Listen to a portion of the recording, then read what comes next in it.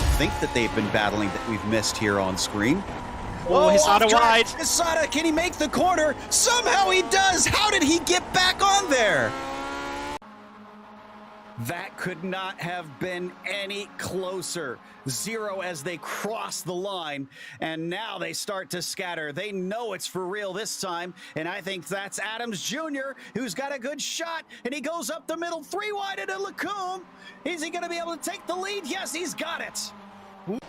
And coming down into the second one. Yep, there it is. I was going to say, he's mighty close. Hisada sees it coming. Is he going to try and cut back? He's going to use the wider exit to actually get a good launch and take the inside. Coming down into Hans Ernst. Could he fight back? He doesn't have the nose ahead of him.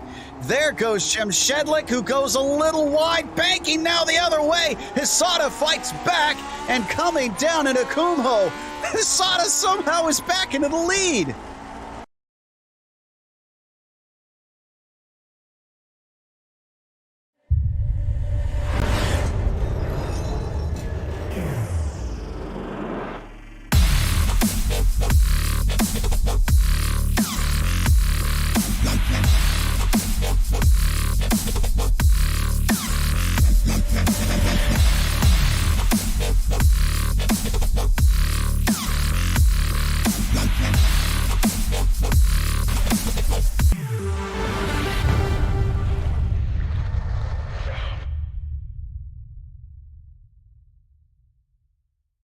Hey there, I'm Nicholas Dubois, co-founder of Advanced SimRacing. We are a Canadian company. So what we did here today is for a real petrol head. He's really passionate about cars, as you can see behind me. We did a turnkey solution for him based on his needs. We try to gather as much information as we can on our client. And like we did today, we install a D-box system. We install ultra-wide cube control steering wheel. We try to provide the best quality for your budget. So let's say if you want a budget of 10 grand, we're gonna give you something that's the best for 10 grand. If you want 20 grand, then we always try to stay within your boundaries. We do try to make it as easy as possible.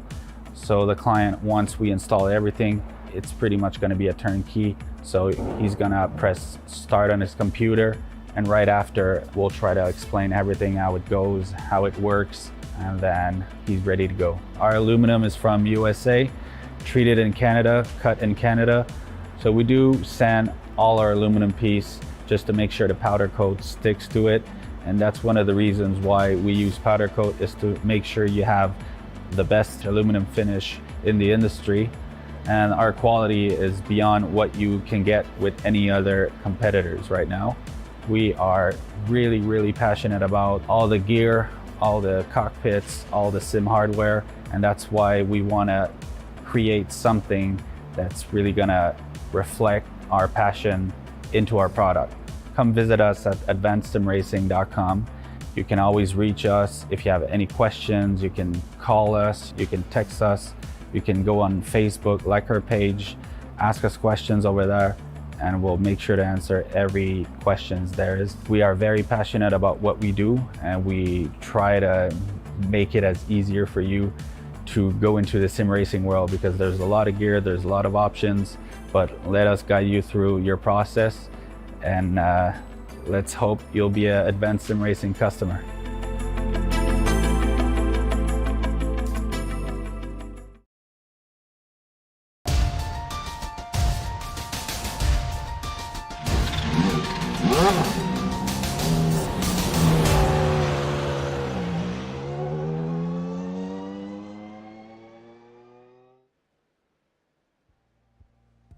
After a return to higher speeds last round, we leave Alabama far behind and head to Delaware. Once again, the endurance and reaction times of the drivers will be tested to the limit on the high-banked concrete of the Monster Mile. We're racing at Dover International Speedway tonight in the Precision Racing League NASCAR Truck Series, and you'll see it all live here on the Global Sim Racing channel. Hello everyone, I'm Reese Gardner. With me in the booth is Chris Phoebe. Behind the scenes is our director, Zach Johnson, and he's using cameras provided by Dougie Beard. Dover is an enduringly popular track on the national stock car schedule, and for very good reason. The high average speeds and slippery surface are things to be respected above all else. Let's check out the track guide to learn more.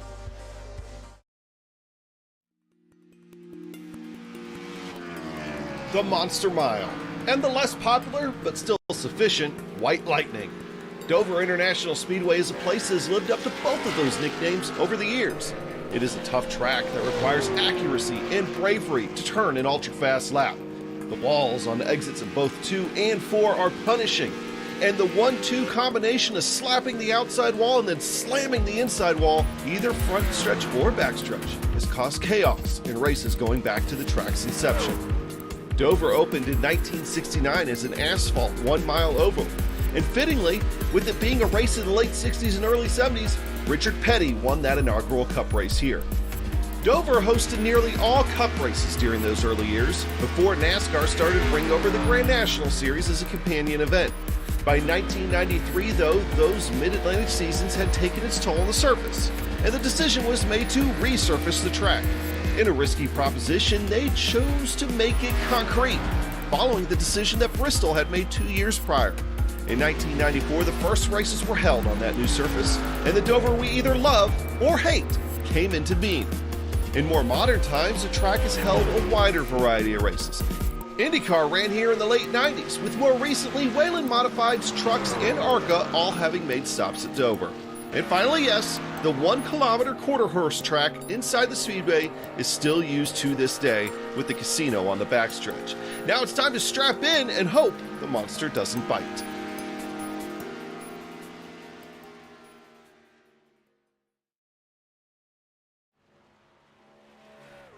Well, Chris, we went to Dover about this time last season. It was round 2 of 2022 season 1, and it was quite a chaotic race. What are the drivers expecting here tonight?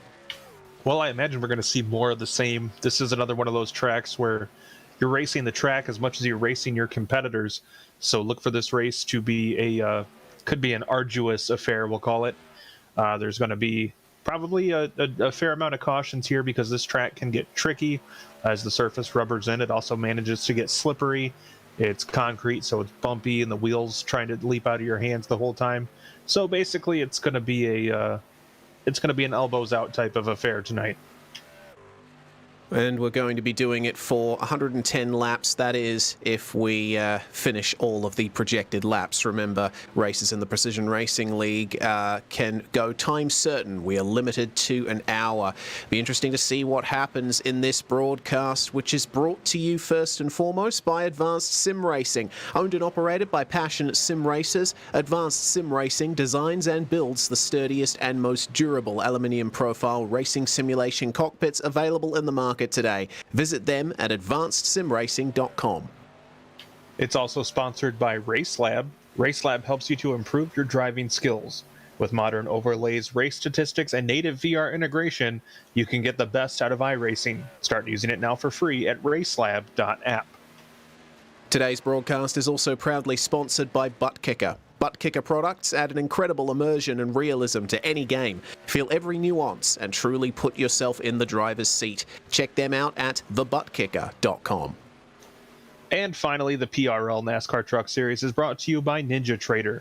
Ready to compete against the financial markets, supporting over 60,000 users across the globe, NinjaTrader provides award-winning trading software and brokerage services. NinjaTrader is always free to use for advanced charting, backtesting, and trade simulation.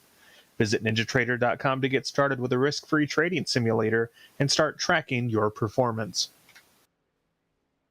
Well, in terms of the drivers' standings, it's no surprise to see that Bradley Holly is still on top. But with the win at Talladega, Richard Regan Jr. has put himself back into P2. It's still going to be a very close fight between Holly and Regan for the lead of this championship. But have a look at that battle for 5th, Chris. Adam Zemke getting up into 5th place with a good result at Talladega. He'll be wanting to continue that momentum, but he's getting chased down by Thomas Sink, Denny Cervantes, Hunter and Shane as well. It's going to be a tight battle for pretty much every position here outside the top 4. Yeah, Thomas Sink, has had some struggles here in the last few weeks, and we've seen him drop down the standings a fair amount. So he'll be looking to get back on the right path here today. but Adam Zemke having a great midseason and definitely moving up the rankings. Indeed, and Thomas Sink won last time we were at Dover, so he's got past form here. In terms of the team standings, Waterback Overdrive still dominant here, 63 points ahead of their sister team, Back Row Racing, but have a look at how close it is between Waterback Next Level Racing and Car Ramrod. They're mainly represented by Richard Regan Jr. and Adam Zemke, respectively, so it'll be interesting to see how that one works out.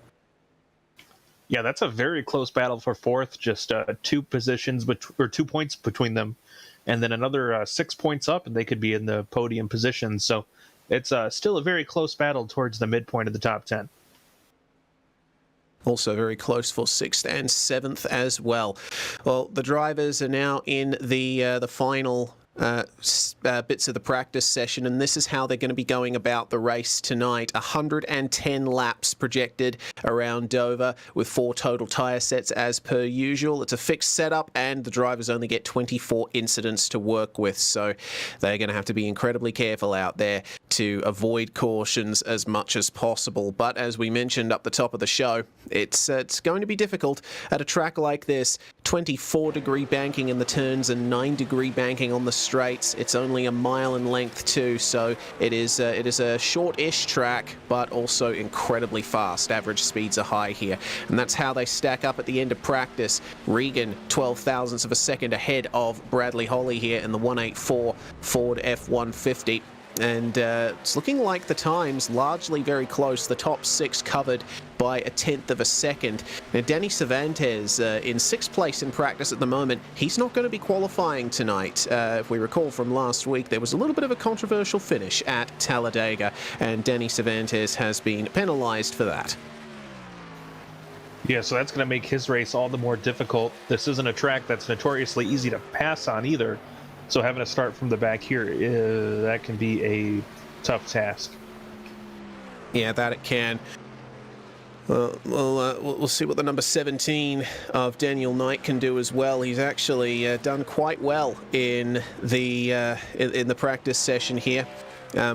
Came off of a really good result at Martinsville, finishing on the podium. Unfortunately, couldn't quite back it up at Bristol despite a late race charge.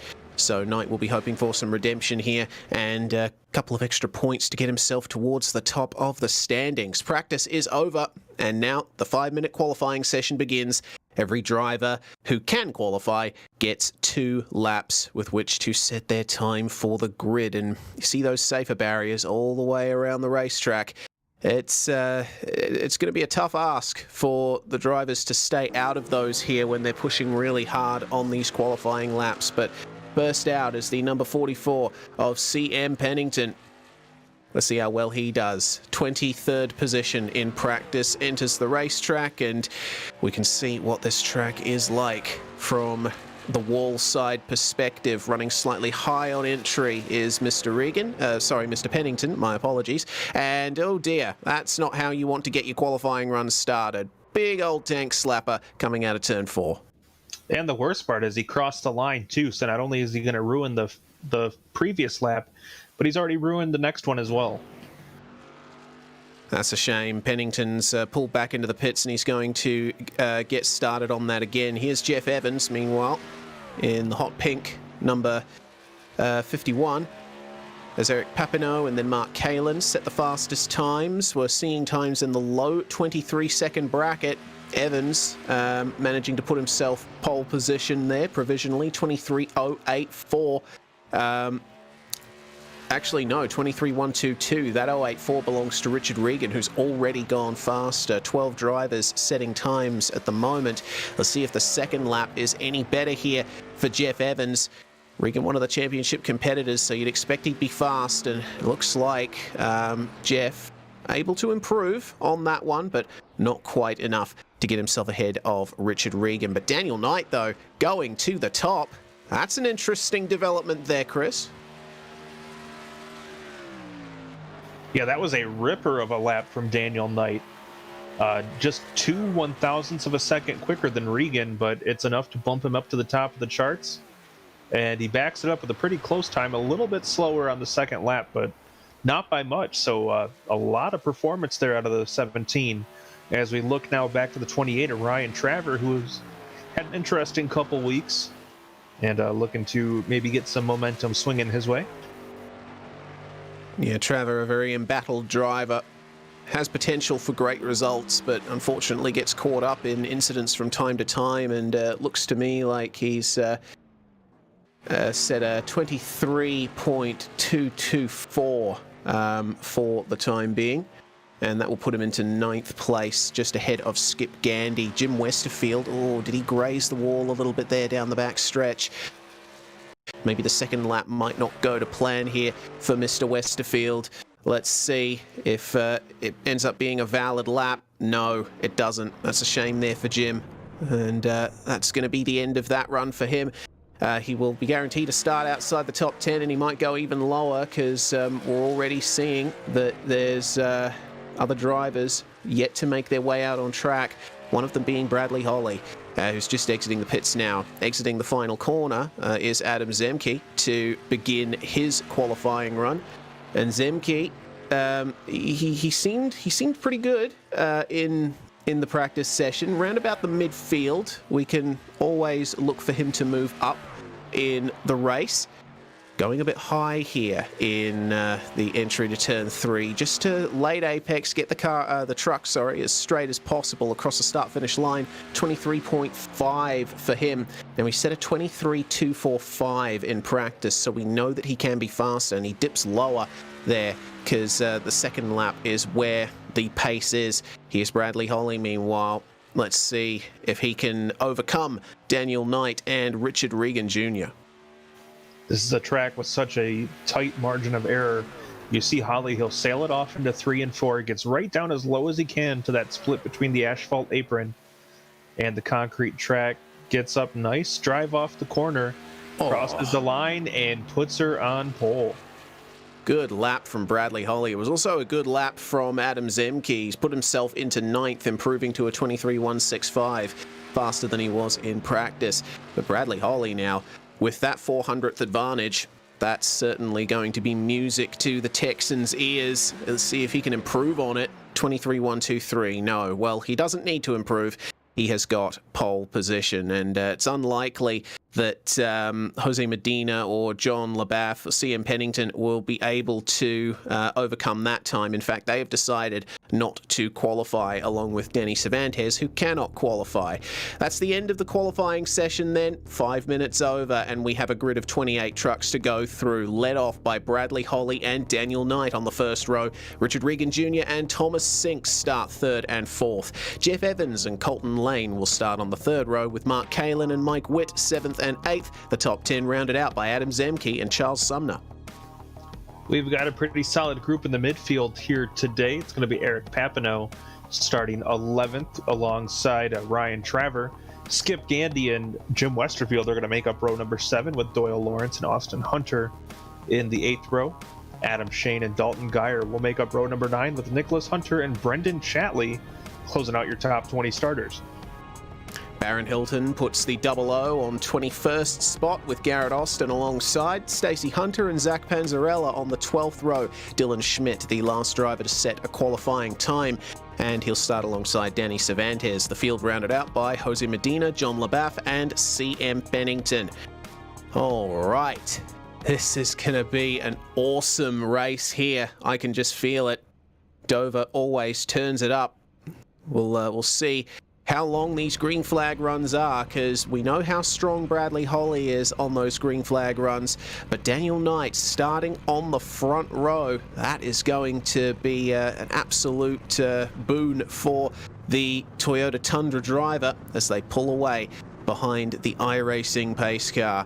And we've got 3 drivers on cameras here tonight, and they are all starting in the top 10. There's Richard Regan Jr. starting out of 3rd. We got Bradley Holly, our pole sitter, just sussing things out before the green flag drops. And Mark Kalin, as always, watched over by his favourite driver, Terry Labonte. We'll see if Labonte will smile on him tonight from a 7th place start.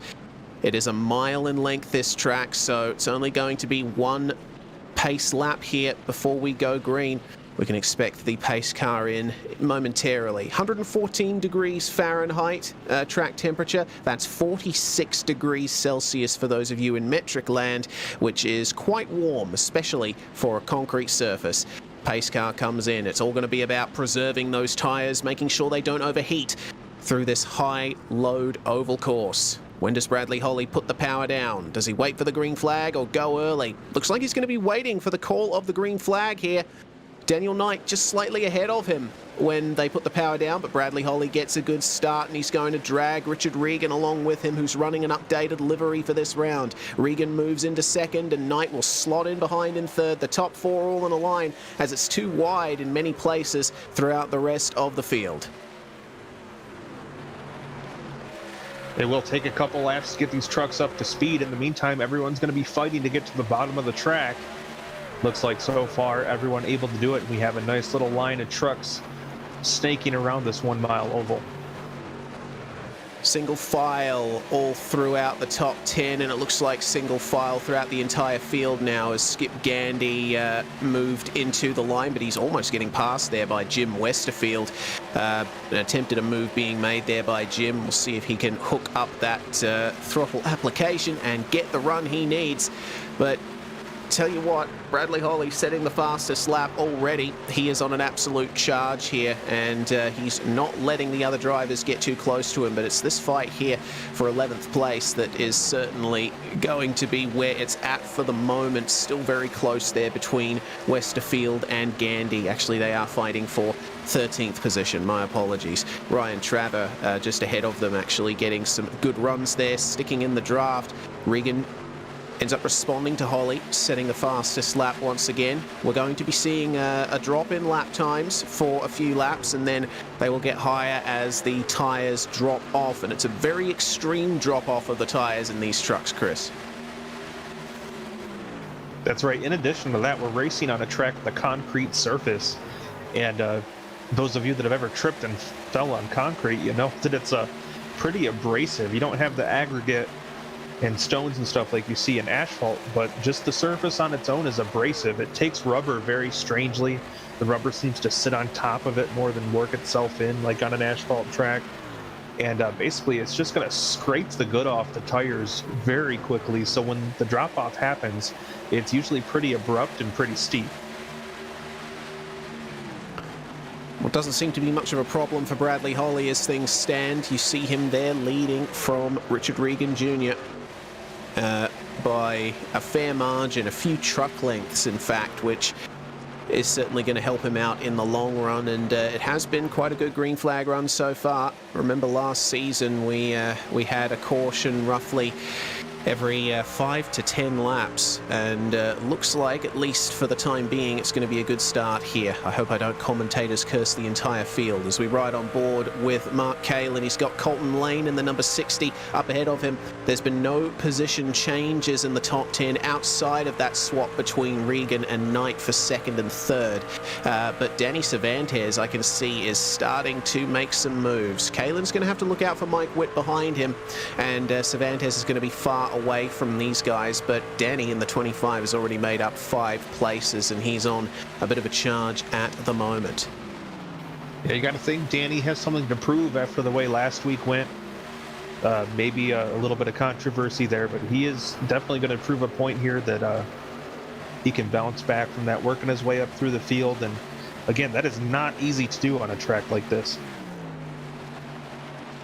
Yeah, and you can see just how much time that whole group has lost with that passing going on. Cervantes at least has a bit of clear air ahead of him that he can hopefully use with a bit of extra front grip. These cars don't have as much in the way of aerodynamic devices as most race cars, but they can still be affected by aero at high speed, so got to take it easy when you're behind another truck. There's some battling going on. Charles Sumner and Adam Zemke making the move there on Mike Witt. They have moved up places. Second change of position in the top 10 for the time being. And looks to me like Eric Papineau might want a piece of that as well, just behind Mike Witt in the number 37, as Westerfield and Gandy here we go. It looks like Westerfield's finally gotten by Skip Gandy there. Now that the tyres are really entering their drop-off phase, we're seeing which drivers have looked after them better. Yeah, that's going to be the real show. The deeper we get into this run, too, you're going to see who saves something during this stage. You see Ryan Traver go way up the track. Opens the door for Westerfield and looks like going to allow a couple more people. Ooh, nearly gets together going down the straightaway. Traver shuts the door with authority there. So he'll maintain at least one position as he sits ahead of the 20th, Skip Gandy. Here, Gandy will be counting his lucky stars that didn't turn into a big slide in another incident, but he's going to go for it on Traver here in turns 3 and 4. Take it easy on the exit. Gets a pretty good exit, and he should edge ahead here coming into turns 1 and 2. There we go then. Yeah, looks like that's Austin Hunter on Ryan Traver there. Now, trying his best as Adam Zemke is heading up this pack. Colton Lane has lost position here, actually falling down quite a bit. Remember, he was ahead of Mark Kalin last time we looked at him, and it seems that tyre drop-off has not been kind to him. Now he's facing up against the number 26 of Mike Witt and gets into the wall. That is not going to help Colton Lane. No, that's for sure. If you want to keep your race pace up, one thing you definitely don't want to do is hit the wall. It's one of those things that seems blindingly obvious in hindsight, doesn't it? But it looks like Lane has managed to get himself back online in that waterback number 60 with a very retro-looking colour scheme. Still, he's getting uncomfortably close to the wall on multiple occasions, so he'll have to take some care here. The side-by-side just up ahead of them, though, the Mountain Dew number 26 of Mike Witt now trying his best to keep Jim Westerfield behind as Lane continues to drop further back.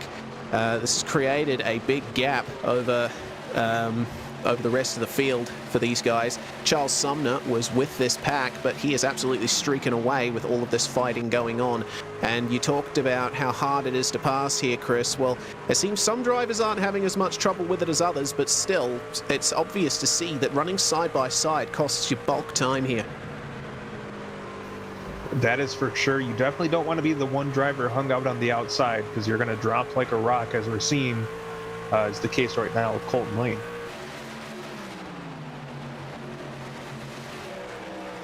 Well, it seems that he's found his way back onto the racing line. That's Austin Hunter in the 312 with Adam Shane just behind him, and Shane going for the move coming into turn 1. There's going to be a change for 13th place.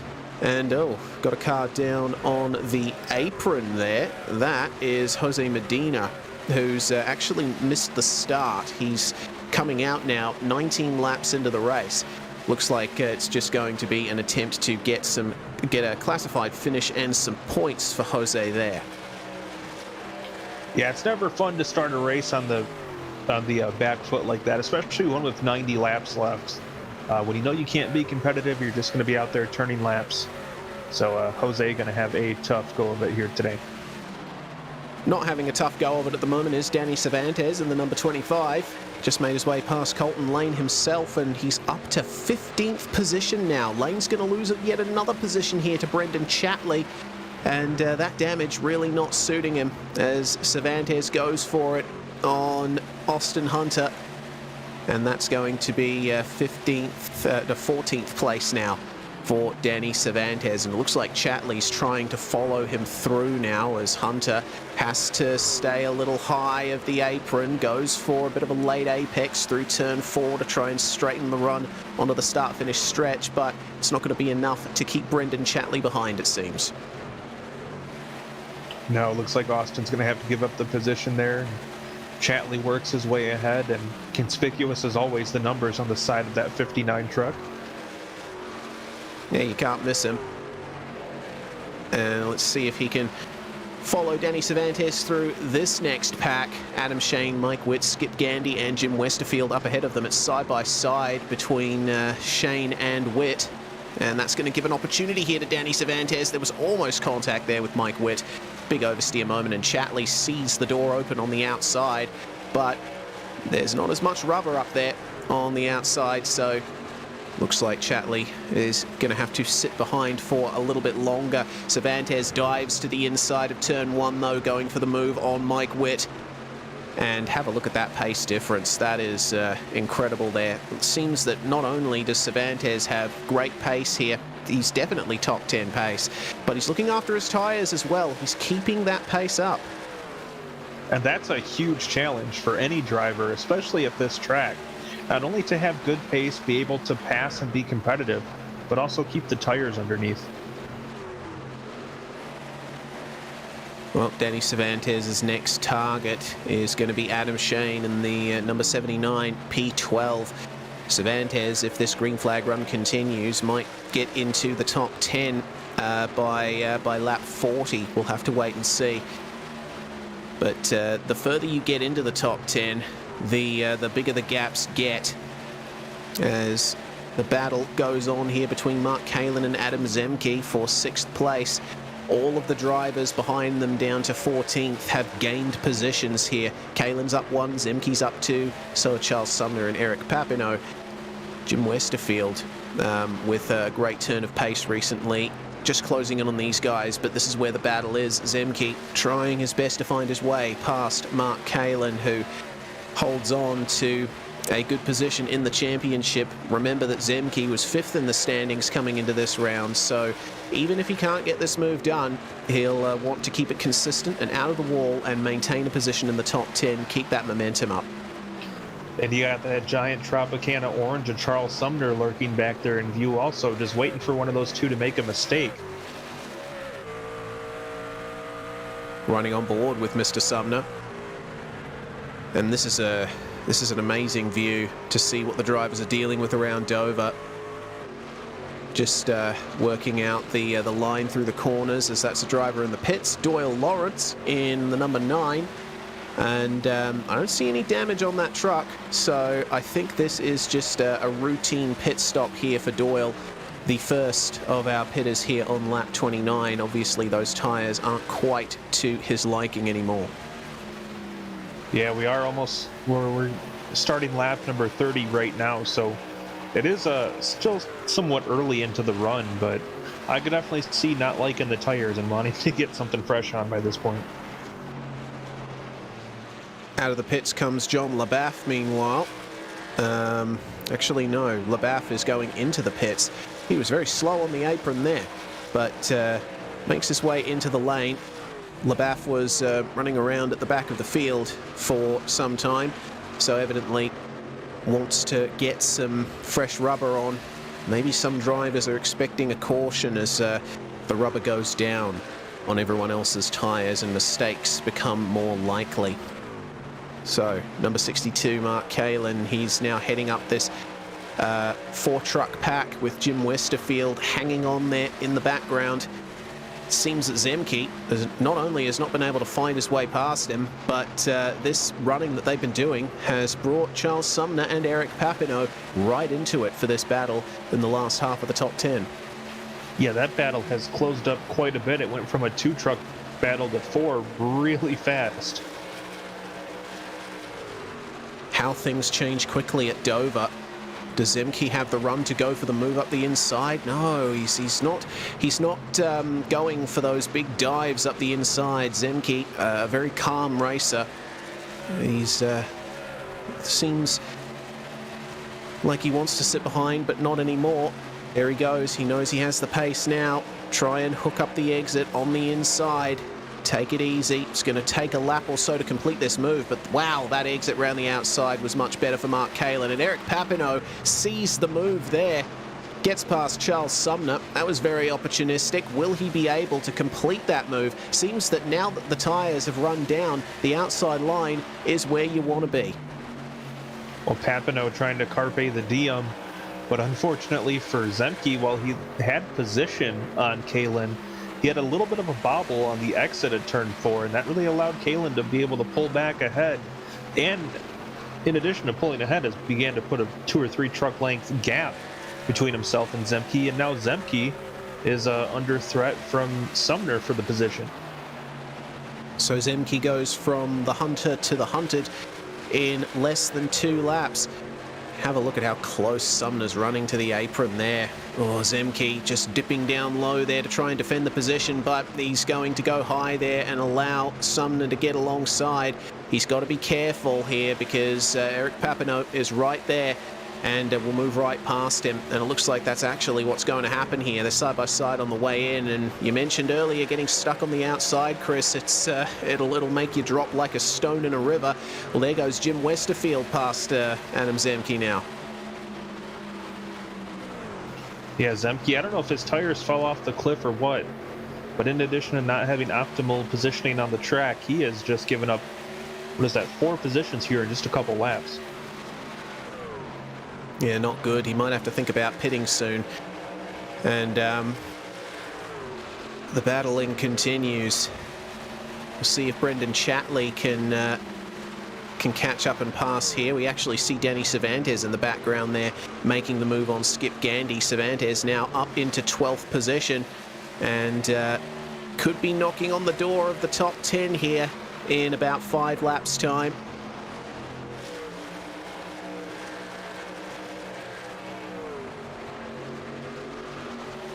So the fighting is incredibly close here as Chatley goes for the move on Adam Zemke. And that looks like it might be move completed. See, that should show you the state of Zemke's tyres there. Even with the outside run, he is not getting an advantage. He's not getting a chance to fight back. So there goes Chatley into 10th place. And Cervantes has been absolutely on fire here tonight. Starting from the rear of the grid, working his way up. He could be looking at another position here if the number 57 cannot maintain the pace that he was able to early on. You can see Cervantes takes a peek on Zemke there, but Zemke able to pull to the bottom. Cervantes now up at the top of the groove there, trying to get the best run, and does get a ton of momentum heading down the front straightaway.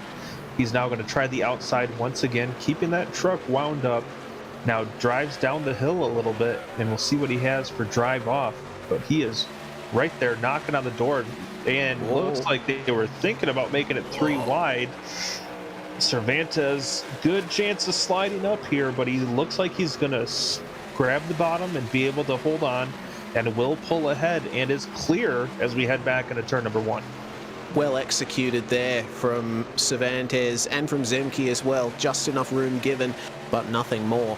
It was very close to 3 wide on the way into the corner there, with Westerfield now suffering from big drop-off of the tyres. I see that there's actually a bit of damage to the back of Cervantes' truck.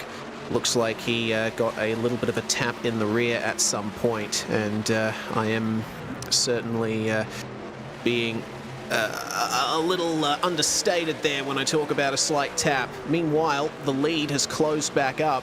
I did see that it was out to about 0.6 to half a second earlier, but now the leaders are making their way through lap traffic. Bradley Holly is facing a lot of pressure here from Richard Regan Jr., who's been his closest and most consistent competitor. Regan, of course, racing in VR, so he's right in the thick of it in more ways than one.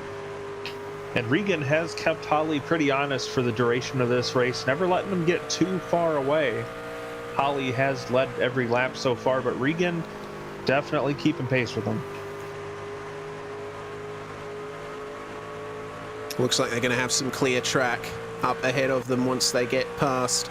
It looks like that's John LaBaff up ahead of them.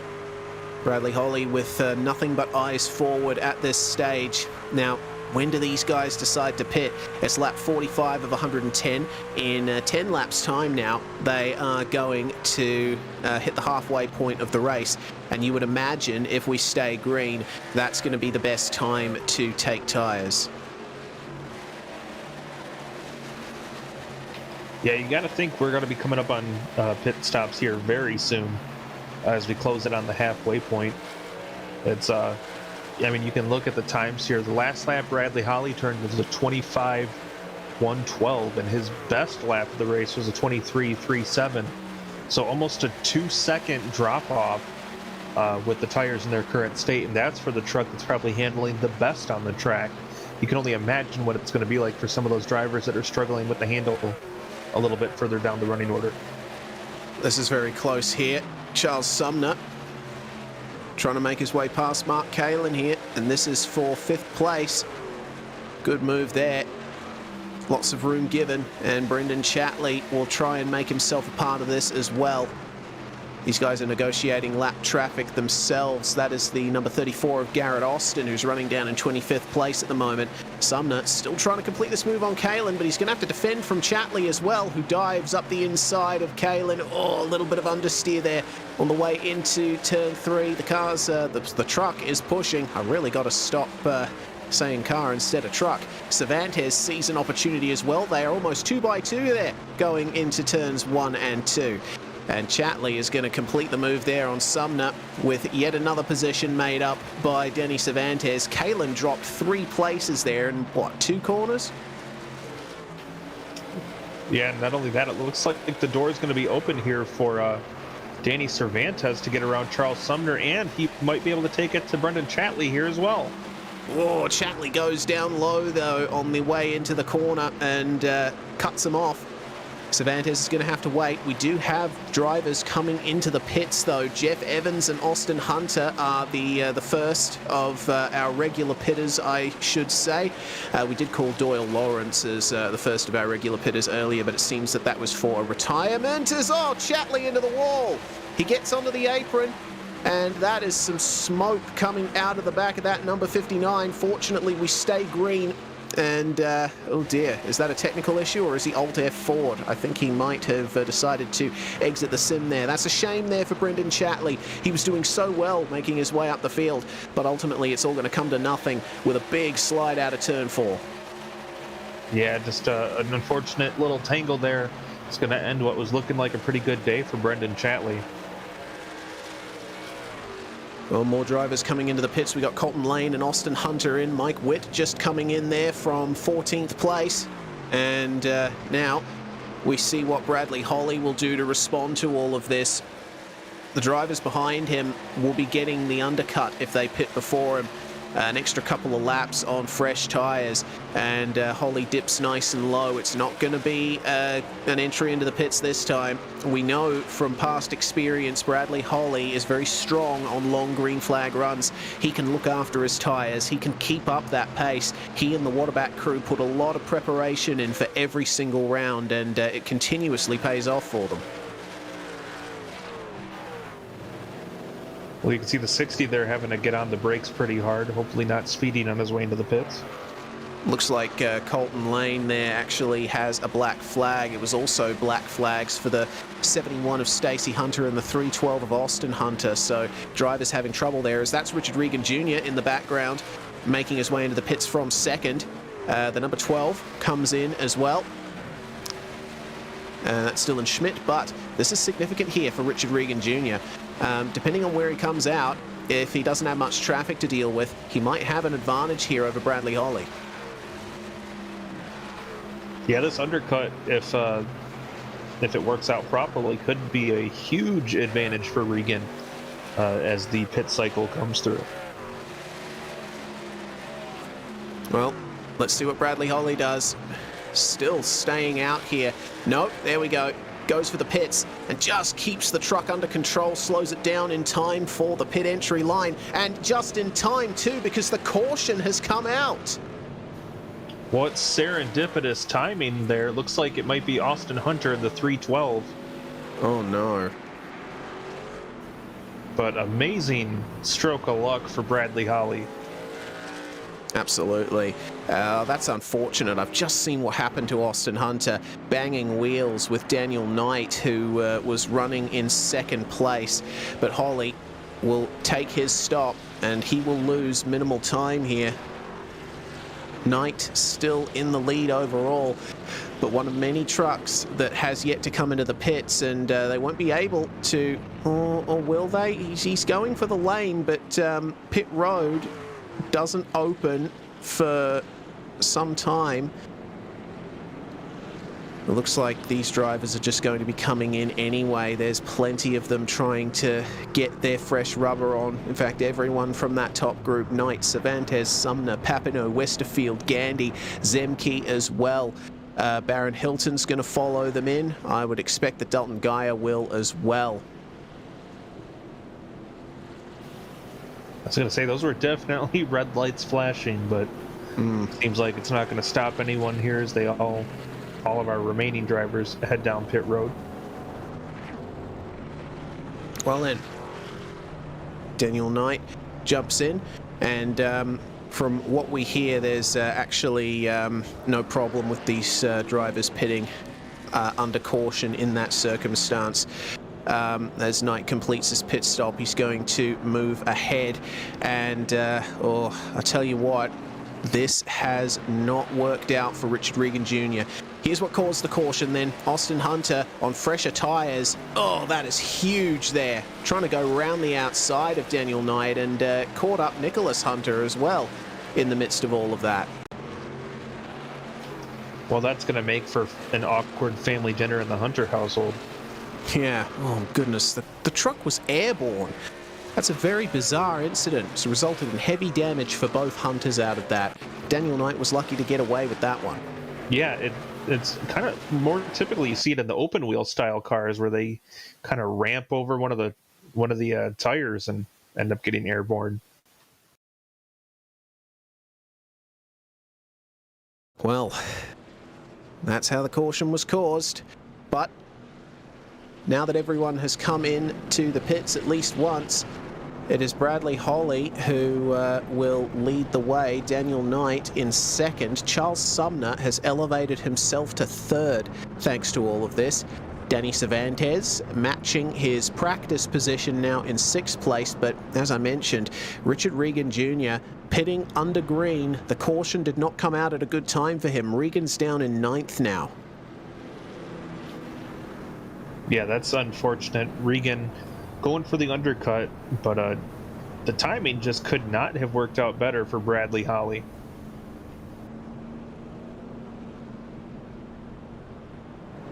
Indeed. This race has gone pretty much to plan for the number 184. Lights will still be on the pace car. This is only the first caution we've had in this race, which is a massive turnaround from the last time we were at Dover. The last time we were at this track, there was plenty of cautions. We got news that Adam Zemke had a black flag, but it looks like race control has cleared it as the lapped truck is let by the pace car. Or the lapped trucks, plural, are let by the pace car. Pennington, Thomas Sink, who's down in 12th place, Mike Witt, Jose Medina, Ryan Traver, Stacey Hunter, and Jeff Evans. There we go. We're going to extend the caution here by one lap. It is now 2 laps to green. So a little bit more time here for these drivers to make their way to the back of the field, and then they can form up and we can go back to racing.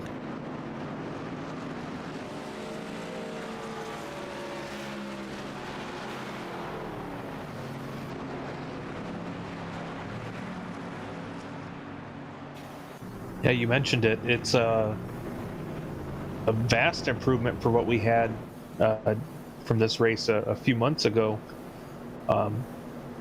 making it pretty much past halfway without a caution. So I'd say that's a pretty solid improvement from what we saw before. Yeah, the race administration at the Precision Racing League will be very happy with this, as, oh, that's interesting. I've just seen that Richard Regan Jr., very slow out on track. He has dropped a few positions out of there. He's back down into 13th. He was very slow. I wonder what's going on there. Yeah, that's a pretty good question there. I mean, I know he had dropped back a few spots, but looks like he has taken the tail. Yeah. Doesn't seem like there were any problems with the truck. He was pacing around reasonably, but he'd been taking to the apron quite a bit and letting trucks by. Not too sure what's going on in the cockpit there for Richard Regan Jr., but still holds on to a position on the lead lap as the drivers form up. Lights are out on the pace car, so we will be going green momentarily. And as at the start, it's going to be Daniel Knight and Bradley Holly sharing the front row. But big changes behind them. Charles Sumner into 3rd from 10th. Jim Westerfield into 4th from 14th. And Danny Cervantes still looking to consolidate a good position out of this race. Bradley Holly goes early and the green flag flies at Dover for the 2nd time. Let's see how these last 50 laps go then. Good gap for the 2 leaders as Sumner and Westerfield fight over 3rd. It looks like Sumner is going to win that battle. And that is how it's going to be in the top 5 at least. Colton Lane's going to be trying to recover here. He's just made his way past Dalton Geyer, but Lane's down in 24th place, so really he's just trying to get his lap back at the moment. We focus on Cervantes and the number 20 of Skip Gandy. Cervantes losing out a bit. There's a big gap to Westerfield, but remember, it was around the middle of the stint where we saw Cervantes at his fastest, so look for more things to come from the number 25. Yeah, Cervantes up into the top 5 from as deep as he started in the field, Reese, and man, he is looking sporty here today. We'll see what he can do, though, going up against the top of the field. It's going to be a lot more difficult to make up positions. There's not as much pace difference for Cervantes as there goes Westerfield with a very good exit out of turn 4. Dives past Charles Sumner on the way into turn 1. Very good pace there in the number 35 as Holly puts another fastest lap down, 23.221. It's probably only a few hundredths faster than his fastest lap before, which is expected. There's a bit more rubber laid down to the track. It's a little more slippery, though the track temperature has gone down by 1 degree.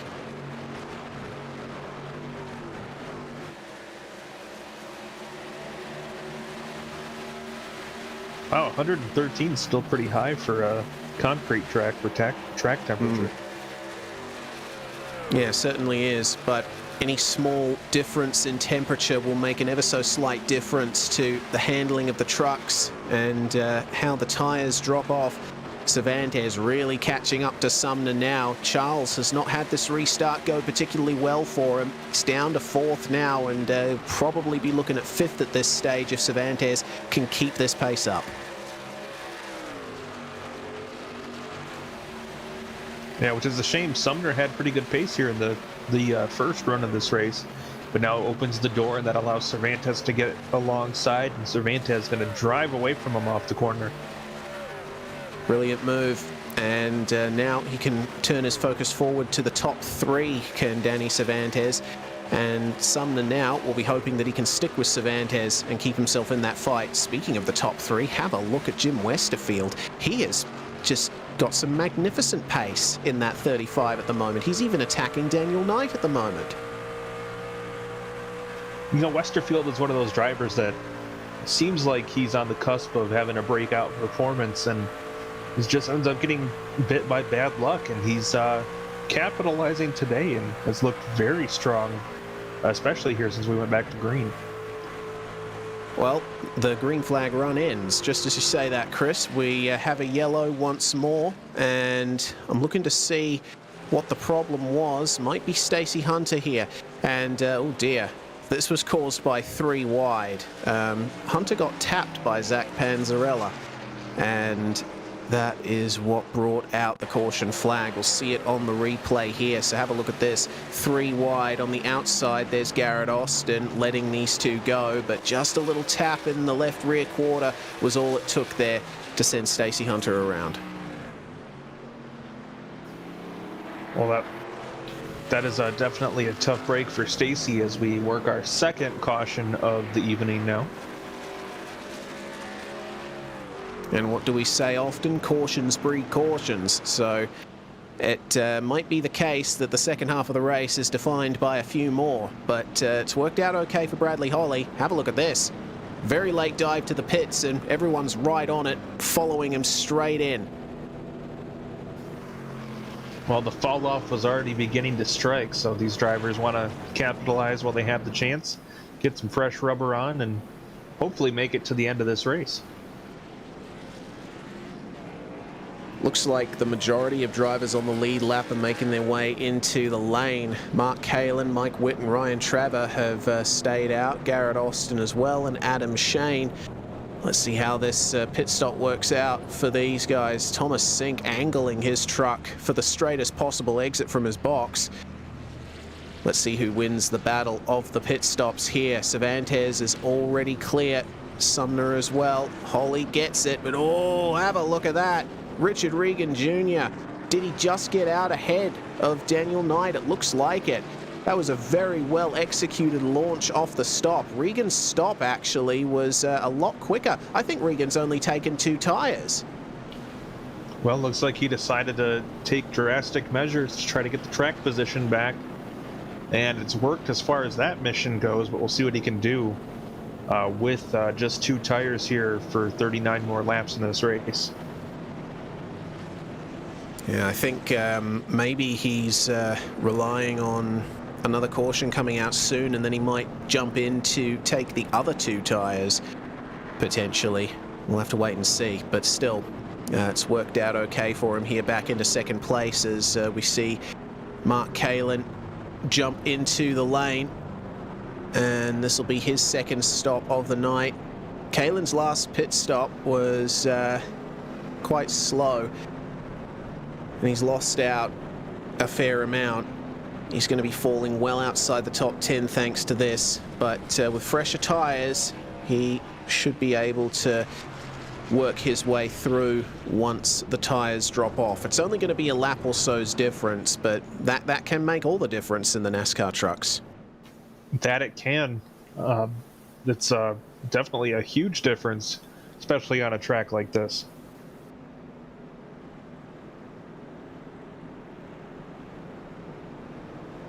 It's another long stop for Kalin. He's been in the box now for approaching 30 seconds. I think he might be repairing some damage.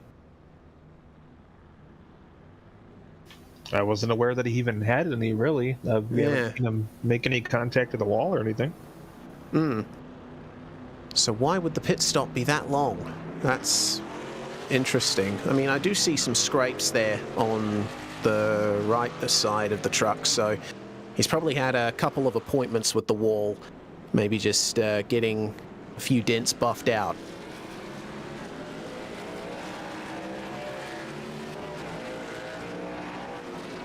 Well, you know, you want the body to look good by the time you finish the race, right? Yep, it's all about that finish line photograph as the lap trucks are let by the pace car, and we can form back up with only 1 lap to go here under caution before we go racing again.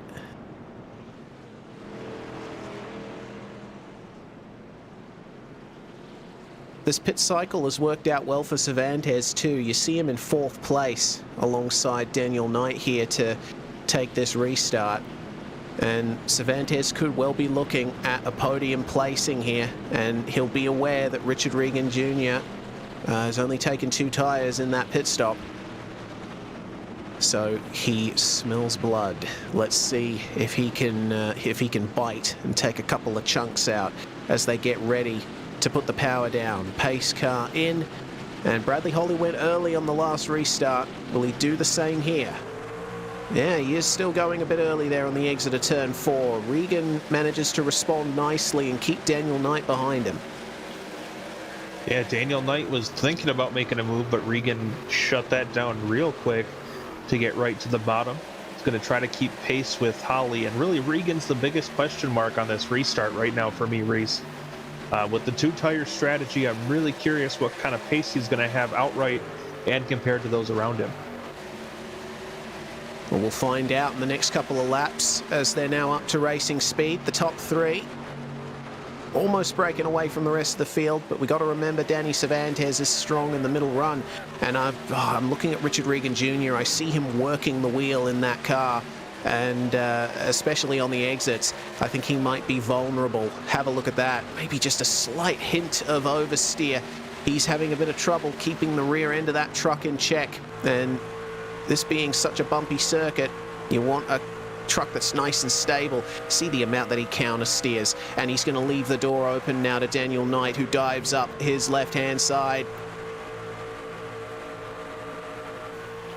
So Yeah, it was an interesting gamble there from Regan. Oh, it might still work out for him, though. Look at that exit he's got.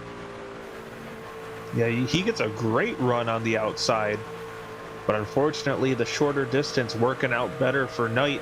He's going to have him clear down the back straightaway. So the top three now are where they started in qualifying. Oh, a little bit of a wiggle there for Daniel Knight, just catching the apron on the exit. Regan thinking that he might have another chance here at grabbing second place. 56 is super loose at the moment, and now with Daniel Knight, he's not making a huge impression on Bradley Holly, who's absolutely streaking away at the front of the field. This has brought the battle for second on back all into one single bracket as Regan tries to get the move back here on Daniel Knight, side by side on the exit. This is going to give a good chance to Danny Cervantes, as was that little bump between the two of them. Definitely the 56 got out of shape. I'm not sure if they made contact, but if they didn't, it was very close. And Cervantes licking his chops right now, watching these two go at it. And in the meantime, you have Bradley Holly jumping out to the largest lead he's had the entire race, over a second advantage out in front, as Knight gets back by Regan to solidly take over command of the runner-up spot. Well, third is now under threat here for Richard Regan Jr. Danny Cervantes towing along Jim Westerfield, Charles Sumner and Thomas Sink. And they're going to be negotiating some lap traffic here. Austin Hunter trying to stay out of the way of everyone, manages to. And it's bumper to bumper for second place now, coming into turn 3. This is a fantastic battle, and I love it when drivers try something different. Richard Regan is really surprised us here today. Yeah, Daniel Knight still holding station there in the second spot. And really second through, looks like seventh is just all in one line here with 28 laps to go.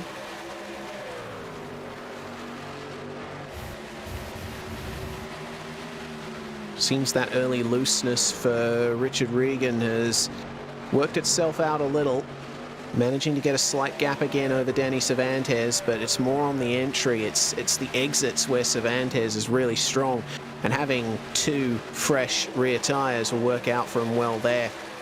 What can Westerfield and Sumner and Sink do in the midst of all of this? They're starting to lose a bit of touch with Cervantes as he really puts the attack on Regan now.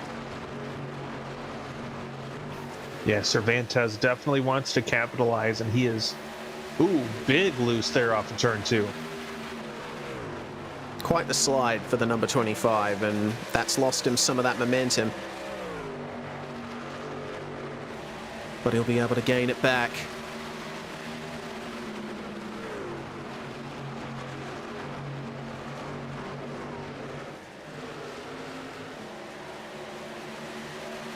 Yeah, Cervantes is really pushing hard on those exits, isn't he? Yeah, he is trying everything he can to find a way around the 56. As easy as he was on the tires in the early stages, I really question if this aggressiveness is going to come back to bite him, though. He is just searching all over the track. You got to imagine he's putting a lot of input into the steering wheel there, trying to get around the 56. And Regan is doing a great job of making that truck as wide as possible and keeping Cervantes behind him. It's the widest Toyota Tundra in Delaware at the moment. And it looks like Cervantes' progress has stalled a bit. I think he's taken everything out of those tires for the time being. Now I think he just needs to shift his focus to just maintaining pace, not steering as much, not getting on the throttle as hard out of the corners. Staying a bit higher as well on entry is going to work out for him. Not as much load going through the tires, keeping the truck nice and straight.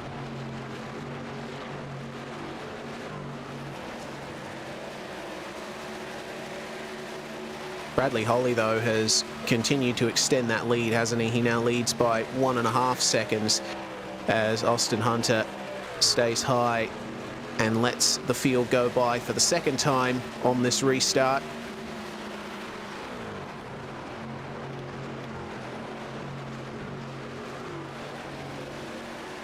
But But it looks like gentleness and conservation are winning out here.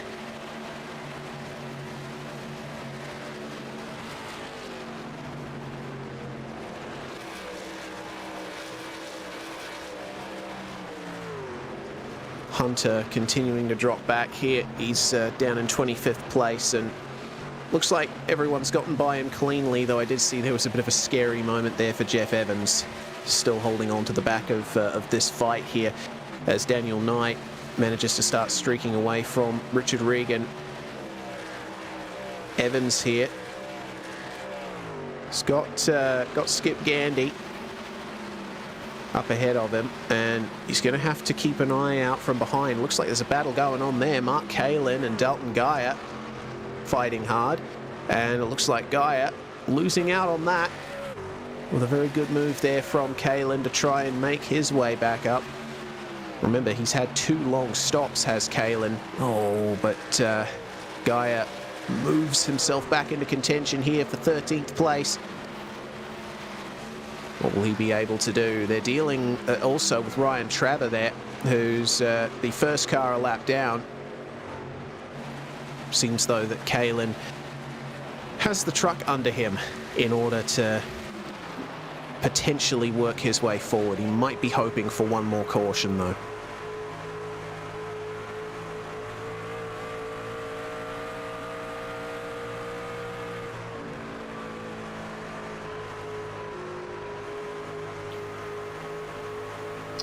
Well, you can see Texas Terry steering him right today.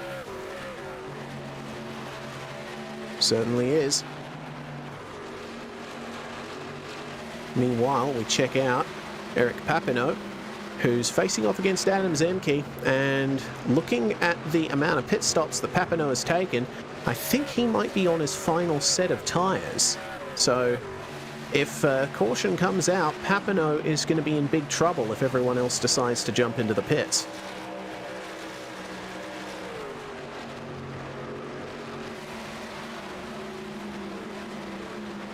Well, that would be an unfortunate turn of events for him, that's for sure.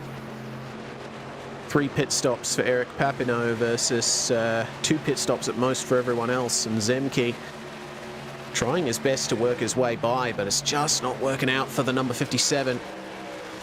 He is back into 9th, the position he started in though, so at the very least he hasn't gone backwards.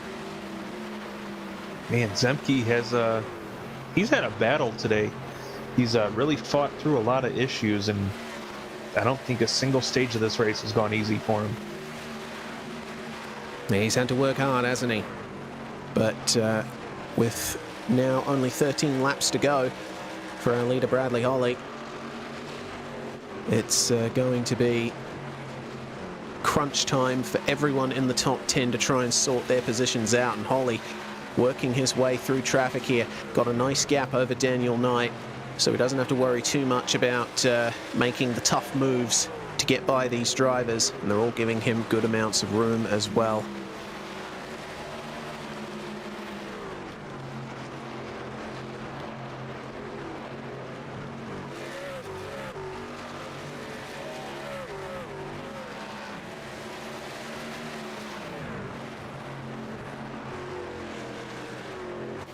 Well, Holly, thanks to that battle that Knight and Regan had there for a few laps, that is a huge lead that he's had, and just keeps extending as the biggest lead he's had of the day, I'm pretty sure. Number 17, Daniel Knight, now trying to work his way past this lap traffic. As you said, Holly leading by 2 seconds, so I think Daniel Knight might have the win out of his reach unless there's a run-in for our championship leader. Oh, that was a slide on the exit of turn 4. Dives to the inside to work his way past, and Holly continues to extend that lead. 2.1 seconds now is the gap with only 10 to go. Oh, hello. Very slow down there is the number 79 of Adam Shane. We heard some intel from Nicholas Hunter, or Nick Hunter, I should say, that Shane was struggling to get by Colton Lane, who is still running down in 23rd place. So there was a lap or two's difference between those cars. So not too sure what's going on for Shane there, coming in for a second stop. And we'll see if he makes it back out onto the racetrack. But still, it hasn't gone all smoothly for Adam Shane. He's going to drop outside the top 20 thanks to that. Meanwhile, Jim Westerfield, who we saw having a great run there in the short green flag run before the second caution, he's fallen back behind Danny Cervantes now. Cervantes up to fourth. It's been a fantastic drive from the number 25, but the 35 is facing up against the 98 and the 48. And we also heard a bit of intel from Nick Hunter that Thomas Sink was struggling with his truck being a bit tight through the corners. That's why he hasn't been able to make many inroads on Charles Sumner. But Cervantes now, he'll try to get away from these guys as much as he can, this trio that we're looking at the moment. Let's see if Sink has anything left in his truck to try and get a top 5 finish.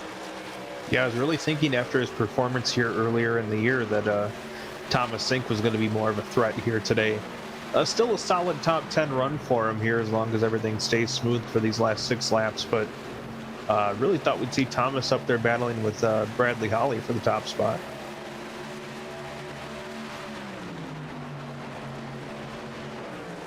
Well, he will still be happy with a top 10 finish, though he is 3 positions down from where he started. The way the pit cycles have worked out hasn't quite been to Thomas Sink's advantage, but Zemke now trying to line up a straight exit. He can't quite do it though, because Sink sees the door open and almost sticks his truck alongside. These guys are dealing with traffic now as well. Dives right out of the way. A little bit of a graze of the wall there for the truck up high. And now here Sink is really turning it on.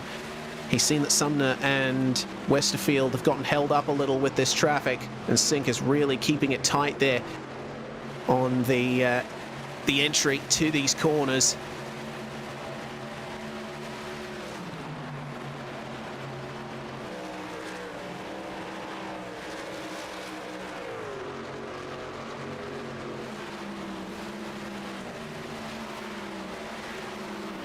Just a few laps left now. Sumner still working on Westerfield, but not able to make much headway. Can get right up to the back bumper, but having trouble getting alongside. Of course, as I say that, he's able to do just that going into turn number 3. And with the amount that Thomas Sink has been burning through his tyres to try and make something happen, this could be the chance that he was looking for. Westerfield compromised now on entry. Can Sink follow Sumner through for 6th place? Oh, so close on the inside. Good room given by both drivers, and Thomas Sink is by Jim Westerfield. Back up into 6th place. Good stuff there. But with 2 laps to go now, 1 lap to go, it's white flag for Bradley Holly. And that's the gap as everyone tries their best to work their way through the traffic. Richard Regan has said he's been having trouble getting by drivers. It's just so hard to pass here. But Bradley Holly hasn't had to deal with that. He's led pretty much the whole way here, and it's going to be yet another win for our championship leader. Bradley Holly takes the win in the PRL NASCAR Truck Series at Dover Motor Speedway. A brilliant drive, but could we expect anything less? Yeah, another strong performance by Holly there to extend his lead in the championship. Amazing stuff. And for all of the chopping and changing that we saw throughout the race, the top 3 remain the same as they were at the race start. Well, the victory celebrations are going to begin here once again for Bradley Holly. He's no stranger to doing donuts across the start-finish line at any racetrack. When we come back here on the Global Sim Racing channel, we'll have our race results and interviews with our podiums.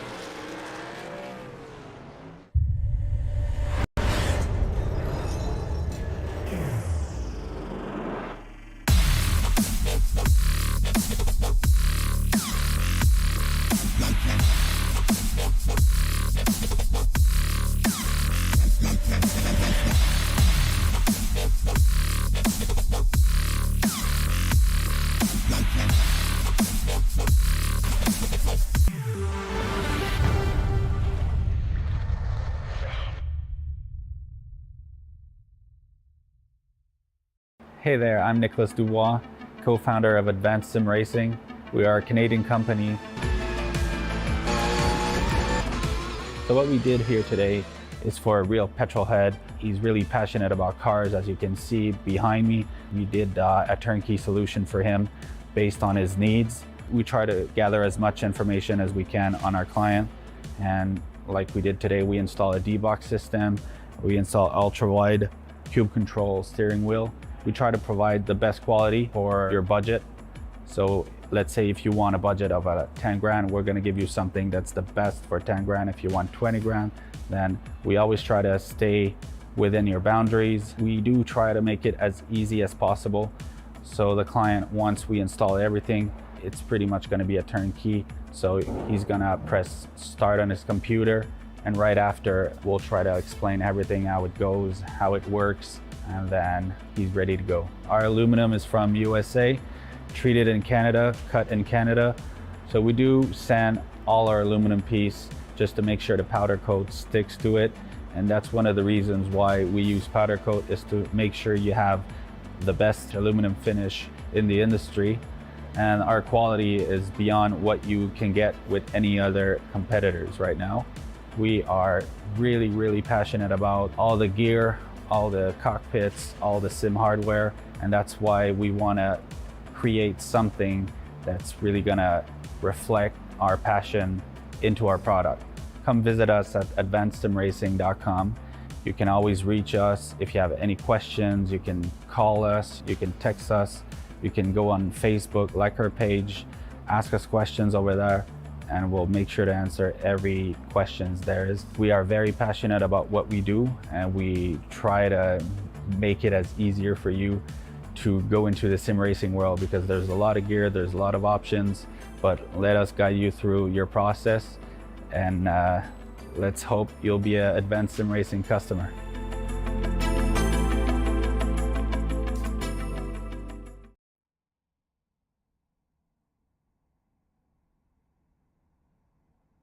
Well, a nice race at Dover here in the Precision Racing League NASCAR Truck Series. Plenty of green flag running in, and it worked in the favour of Bradley Holly, who takes the victory 2.4 seconds ahead of Daniel Knight. Richard Regan Jr. will round out the podium.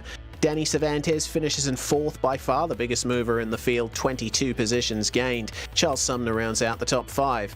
Thomas Sink, Jim Westerfield, Eric Papineau, Adam Zemke, and Skip Gandy will round out the top 10.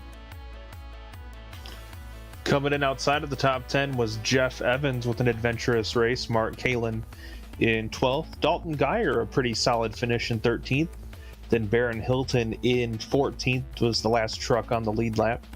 Then a pretty quiet but solid day for Mike Witt in 15th over Ryan Traver. Garrett Austin was 17th with Zach Panzarella in 18th, Dylan Schmidt 19th, and Stacy Hunter recovers to come home in the top 20. 21st place, 5 laps down, was CM Pennington. Had a very difficult race along with Colton Lane. Adam Shane, one of the drivers that suffered many dramas here tonight, with Jose Medina finishing in 24th. And then we have our retirees. Well, Austin Hunter was able to make it to the finish, but still 36 laps down.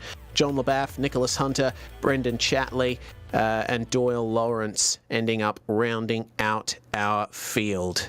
So now we can go to our driver interviews, and first and foremost, no surprise that once again in the winner's circle, it is Bradley Holly in the number 184. Congratulations, Bradley. You must have been happy to see that there were such long green flag runs this time. It's a great turnaround from the last time we were at Dover.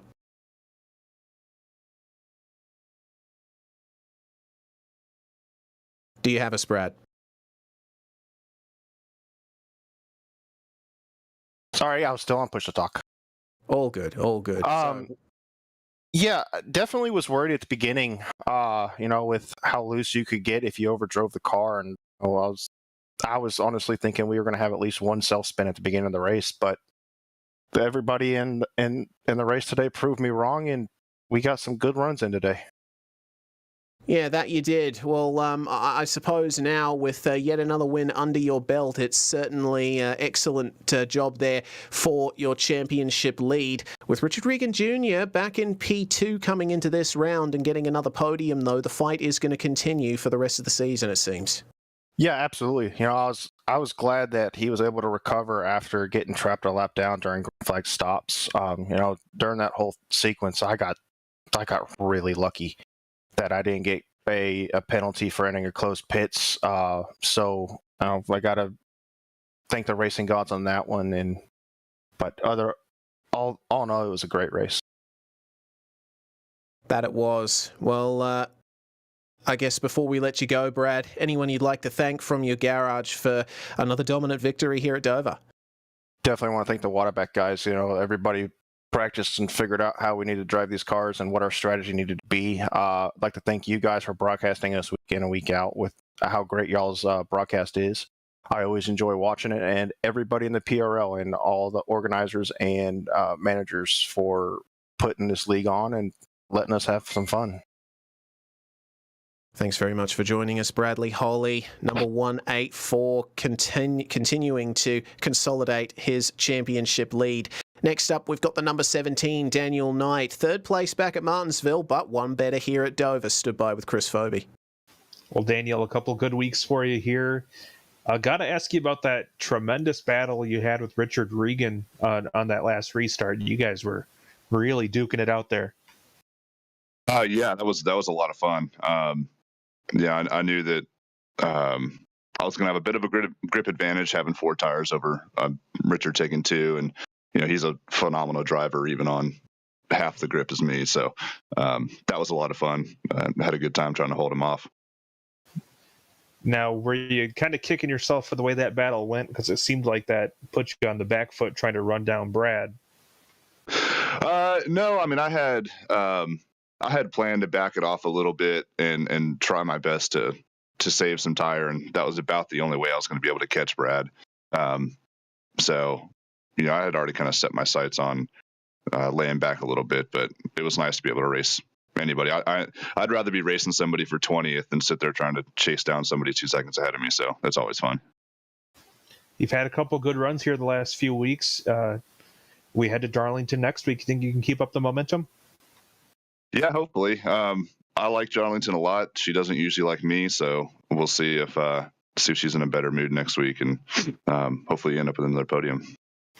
All right, Daniel. Anybody you'd like to thank to help make tonight possible for you? Yeah, the Ryan Shotgun guys, PRL, you guys at GSRC for making this fun and keeping us coming back every week. So appreciate it. All right, that's our runner-up finisher tonight, Daniel Knight. Back to you, Reese. Next up, we've got third place, Richard Regan Jr., finishing where he started, but still with some heck of a fight going through this race here at Dover. Richard, it seemed on that final pit stop you took a bit of a gamble. Can you explain that to us? Yeah, I mean, so the truck was super tight, especially in dirty air. You couldn't, as soon as you got within 2 car lengths of somebody, that was it. If you were behind someone, you couldn't make the move. So I pitted a lap prior than Brad was planning on pitting, trying to jump him a little bit and get him in my dirty air. I felt like I could have held him off, but then the caution came out, and I got the lucky dog. But unfortunately, that's the only time you kind of don't want the lucky dog, because it traps you behind everybody, even all the wave around cars and everything. So when we got that caution, knowing how hard it is to pass, we only did like two or four, like, I don't know, either 2 or 4 laps.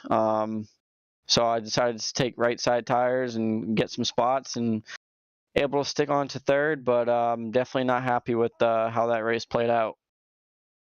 Nonetheless, it is still a podium for you, and considering you were second in the standings going into this round, it's still a good sign for your championship going forward. Yeah, it's a good sign, but at the same time, when the leader's Brad and he's winning these races and you're constantly finishing second to him, it doesn't really matter, because I'm not closing in on him. So I got to do better, and I got to win week in and week out. Brad's definitely tough to beat. He has these trucks figured out. I'm finally starting to find them back again. But yeah, if I want to get this championship, second's not good enough. I'm gonna have to win. Well, hopefully Darlington is kind to you then, Richard. Before we let you go, anyone you'd like to thank from your garage? Yeah, I got to thank the Waterback guys, Phase 2 chassis work guys, Liquid Molly, Gearhead Coffee for coming on board. Really exciting partnership with them for the Pro Series this year. Got to thank Jay-Z Photography, Kaylee Street Creations, Neonas and Paints, VR Cover, Multiple Sclerosis Society, the PRL, and GSRC. Podium for the number 56 of Richard Regan Jr. And we're going to go for a fourth driver interview here tonight. Chris has stood by with Danny Cervantes, who absolutely charged through the field. Well, Danny, you came home in fourth tonight after starting at the back, and boy, you got to be exhausted. I would be if I was running like a typical 10 or 12 to 1, but what helped me save tires throughout the race was running 16 to 1. So of course I gave a lighter fuel in the wheel, and I had a little bit of damage on the rear end, and honestly I think that helped me out a little bit, just freeing up the rear end, able to save that right front tire and charge through the field. Now there was a lot of drivers who were struggling to pass, but obviously you came from the back up to fourth. So what was your secret to making it work? Honestly, just like, letting it play out, letting all the people burn up their stuff. Like I said, I ran a 16 to 1 ratio, so that definitely helped. I was actually wrecking loose at a couple points just trying to pass guys on the inside coming off of 2. I had to save the car, turn the wheel to the right about 45, 90 degrees. But yeah, it definitely worked out in the end. That caution definitely helped out. Helped me solidify my top 5 position because green flag stops were coming. But yeah, from there, it was just hard to pass Richard and Daniel with dirty air and stuff. So yeah, I had to settle for fourth there at the end. Well, Danny, after a great run, who would you like to thank to help make it all possible for you? You guys for putting on a great broadcast, the guys at Waterback for making a great team, and PRL for the great league they have. All right, thanks for stopping in. That's Danny Cervantes, our hard charger of the night, coming home in fourth. And that's going to bring to an end proceedings for tonight here in the Precision Racing League NASCAR Truck Series. Fantastic race, has to be said, especially compared to the last time we were at Dover, but we will go to Darlington next week, and that is certainly going to be a fun one. Make sure to tune in for that this time next week. Before we go, we would like to give one more thanks to our series sponsors here. Advanced SimRacing. They design and build the sturdiest and most durable aluminium profile racing simulation cockpits available in the market today. Visit them at advancedsimracing.com. RaceLab. It helps you to improve your driving skills. Start using it now for free at RaceLab.app. ButtKicker. Feel what you've been missing at thebuttkicker.com. And finally, NinjaTrader. Visit NinjaTrader.com and get started with a risk-free trading simulator to start tracking your performance. Thanks to the companies that provide the software and hardware for our broadcasts listed here on your screen. Additional thanks to June Lalonde, who provides our wonderful music. Check out her Bandcamp page for more of her great work. Thanks to the team today, Chris, Zach, and Dougie. You can find more info about GSRC at globalsimracingchannel.com or through our social media listed on the screen. Also, please check out our merchandise store at gsrc.storeenvy.com. We keep a link in the description below. Don't forget to subscribe to our YouTube channel as well, so you don't miss a moment here on GSRC. As we mentioned, next race is Darlington, May 4th at 8:50 p.m. Eastern Time. But our next broadcast is going to be the Precision Racing League Formula 3 and Ferrari GT3 Fixed Series. That's going to be at 8:25 p.m. EST tomorrow night. We also have upcoming races for other series listed on the screen, so check those out and mark them down on your calendar. Until next time, race clean, race hard, and we'll see you on the track.